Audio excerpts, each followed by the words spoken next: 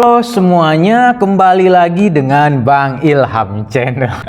Seperti biasa, Bang Ilham yang terlalu spektakuler tetapi tidak mind blowing akan membagikan kisah-kisah menarik seputar manga One Piece atau cerita fiksi menarik lainnya yang cukup keren untuk dibagikan. Pada potongan penting di halaman chapter 1130, akhirnya Luffy bertemu dengan sosok makhluk dengan aura teriakan yang sangat menakutkan. Siapakah dia sebenarnya? Dan topik kita pada pagi hari ini adalah pangeran yang dikutuk. Jadi kita langsung aja ke pembahasan.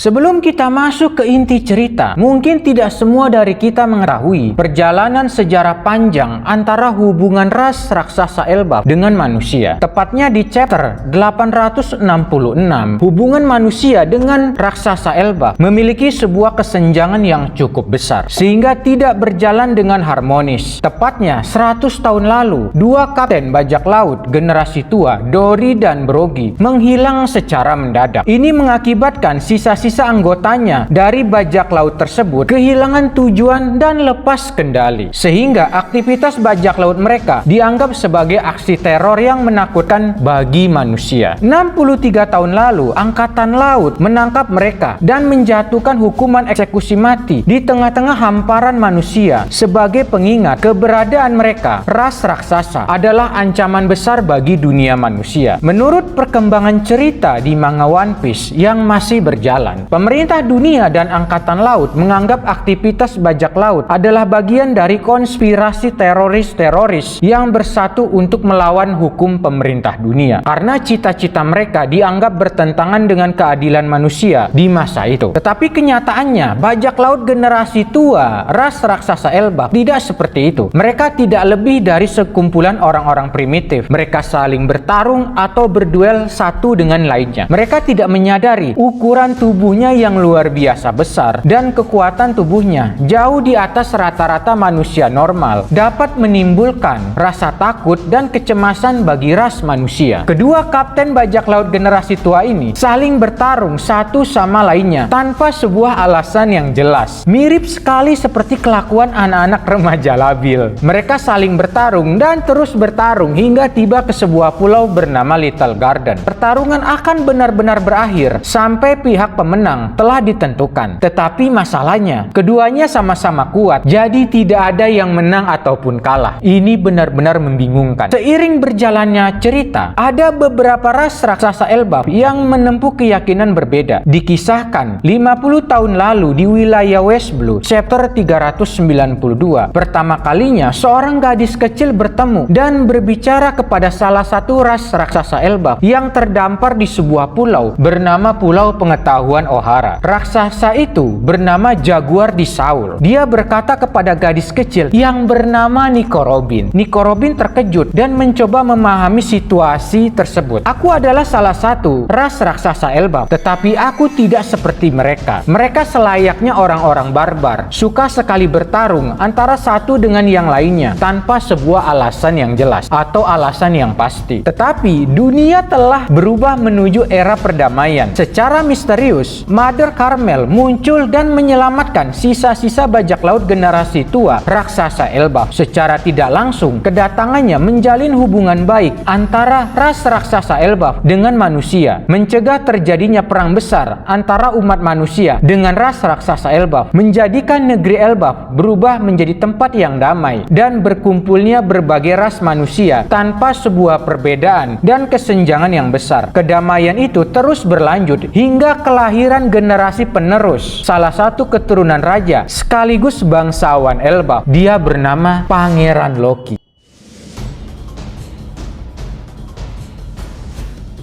Berita kelahirannya telah menyebar ke seluruh penjuru negeri Elbaf, tetapi tidak menurunkan kekhawatiran dua mantan pahlawan para raksasa sekaligus mantan kapten bajak laut kesatria raksasa sebelumnya, yaitu janggut air terjun Yoruru dan janggut gunung Yaruru. Mereka khawatir Dory dan Brogy belum kembali ke negeri Elbaf setelah melakukan aksi gabut dan brutal selama 40 tahun. Kesempatan ini tidak disia-siakan untuk untuk mempersiapkan generasi penerus yang kelak akan menggantikan posisi mereka dan melanjutkan cita-cita bajak laut generasi tua Elbap. Kemudian membentuk kembali bajak laut raksasa Hajrudin, keturunan bangsawan sekaligus calon raja yang ternyata tertarik juga melakukan aksi gabut dan brutal. Dia tertantang untuk memenuhi panggilan itu dan terus berlatih dari usia yang masih sangat muda. Masyarakat ras raksasa Elbaf percaya mereka sebenarnya adalah keturunan ras kesatria raksasa, tetapi mereka tidak bisa meremehkan organisasi pemerintah dunia. Pemerintah dunia memiliki angkatan laut yang bertugas melakukan pengawasan dan pergerakan aktivitas bajak laut di seluruh wilayah Grand Line yang dianggap keberadaan mereka berlawanan dengan hukum dan keadilan pemerintah dunia, tak terkecuali Kerajaan Elbaf. Sampai saat ini, wilayah Kerajaan Elbaf tidak diafiliasi dengan pemerintah dunia seperti negara Wano Kuni. Dalam perjalanan cerita di serial manga One Piece, kerajaan atau negara yang tidak berafiliasi dengan pemerintah dunia sangat rentan untuk diserang oleh organisasi bajak laut besar seperti Shichibukai atau organisasi bajak laut tertentu. Situasi yang tidak menguntungkan ini dimanfaatkan dengan baik oleh Charlotte Linlin untuk memperbaiki hubungannya dengan Kerajaan Elbaf 63 tahun lalu. Sebuah pernikahan politik antara Lola, putri ke-23 Charlotte Linlin, dengan Pangeran Loki hampir saja terjadi. Pernikahan politik ini sebenarnya sangat menguntungkan bagi kedua belah pihak. Charlotte Linlin mendapatkan keturunan ras raksasa dan tambahan kekuatan dari tentara ras raksasa Elbaf, dan Kerajaan Elbaf tidak lagi menjadi ancaman bagi pemerintah dunia karena berada dalam wilayah kekuasaan dan perlindungan seorang Yonko. Tetapi sayangnya pernikahan politik ini gagal. Yonko Akagami no Sengs mengambil keuntungan selanjutnya dari kejadian ini. Yonko si rambut merah bersikap lebih cerdas, menjalin hubungan baik dengan dua komandan bajak laut generasi tua raksasa Elbaf, yaitu Dory dan Brogy, mengajak mereka untuk menjadi salah satu aliansinya tanpa mencampuri urusan politik para bangsawan kerajaan raksasa Elbaf. Sementara bajak laut generasi baru raksasa Elbaf di bawah pimpinan Hajrudin telah beraliansi dengan Luffy dan teman-temannya.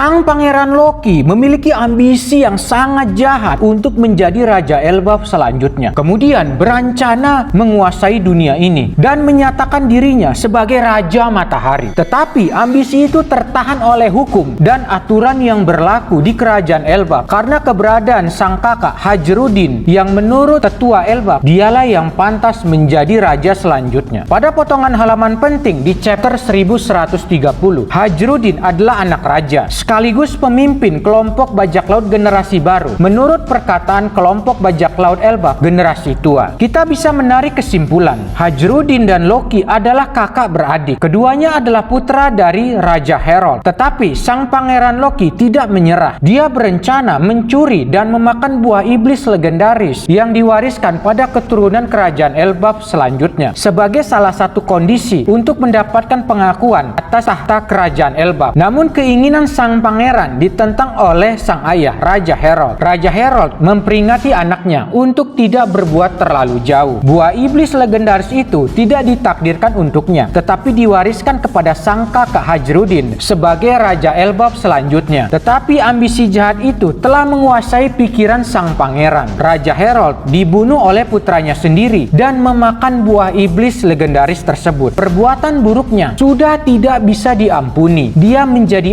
aib bagi Kerajaan Elbaf. Dia disalib beberapa tahun lalu, tetapi ada waktu di mana dia berhasil kabur. Untuk menahan kekuatannya, dibutuhkan semua petarung sekaligus prajurit raksasa Elbaf bersatu. Pangeran Loki berhasil ditahan dan terikat di sebuah pohon kehidupan raksasa dengan kondisi mata tertutup. Dalam kepercayaan dan keyakinan masyarakat Nordik mengatakan Loki memiliki julukan sebagai dewa penipu yang ahli berubah bentuk dengan mencuri bentuk apapun dari sesuatu sesuatu yang dilihatnya dan merekayasa bentuk tersebut menjadi sesuatu yang lebih menakutkan. Loki juga mampu merubah jenis kelaminnya walaupun sebenarnya dia adalah seorang laki-laki. Tetapi dalam beberapa kisah campuran masyarakat Nordik, kekuatan memanipulasi api milik Loki adalah teknik perubahan bentuk yang paling lemah dari teknik perubahan bentuk lainnya. Saya menarik sebuah asumsi pribadi. Kekuatan berubah bentuk ini didapatkan sang pangeran setelah memakan buah iblis legendaris tersebut. Buah iblis itu membuat penggunanya tidak hanya meniru bentuk yang dia lihat, tetapi benar-benar memiliki kekuatan yang sama dan setara dari apa yang dia tiru. Ini menjadi alasan kuat dan cukup masuk akal. Untuk menahan kekuatannya, dibutuhkan semua petarung sekaligus prajurit raksasa Elbaf bersatu dan membelunggunya dengan rantai yang dibuat dari batu laut, sehingga kemampuan buah iblis tersebut melemah dan ditutup matanya supaya dia tidak bisa meniru atau mencuri bentuk dari objek yang dia lihat, sehingga dia tidak memiliki kesempatan untuk merekayasa apapun. Semua cerita ini menjadi semakin jelas dan masuk akal ketika Hajrudin pergi ke Dressrosa untuk mengambil buah iblis Meramera-no-Mi tipe Logia Api sebagai syarat untuk mendapatkan pengakuan atas tahta kerajaan Elbaf, dan kekuatan buah iblis tipe Logia Api dianggap bisa menandingi kekuatan buah iblis legendaris yang telah dimakan oleh Pangeran Loki. Karena kemampuan Loki sangat lemah dalam memanipulasi unsur api, para tetua Elbaf menjadi khawatir jika sang pangeran kabur, dunia akan porak-poranda. Jeritan dan raungan sang pangeran telah menggema ke seluruh Elbaf. Kapten andalan kita sudah memahami situasi ini. Ini bukanlah raungan atau jeritan biasa. Auranya terlalu menakutkan. Takdir telah berbicara dan petualangan baru segera dimulai. Di potongan akhir chapter 1130, pertemuan menakutkan ini dan tidak terduga akhirnya muncul. Yonko Monkey D. Luffy berdiri di hadapan sang pangeran terkutuk Loki.